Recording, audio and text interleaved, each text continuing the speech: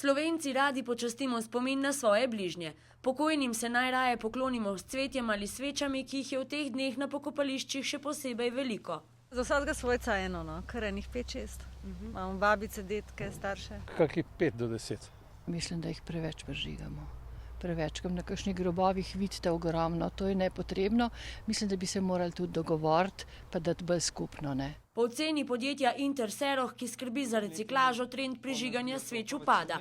Po najnovejših podatkih se pri nas letno proda 15 milijonov sveč, kar je za tretjino manj kot pred leti. Bistveno manj, tam je 8-7 sveč na prebivalca.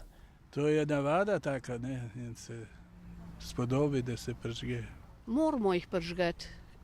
Običaj podpiramo. To pa ne pomeni, da nam je vseeno za okolje. Vedno več jih konča v ustreznih zabojnikih, da gredo v reciklažo.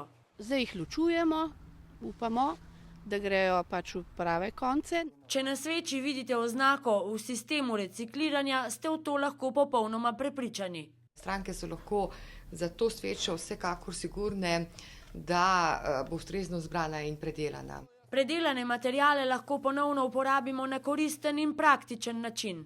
Iz tega se pa izdela lahko navadno novo svečo, imamo pa tudi te, da smo naredili recimo cevi.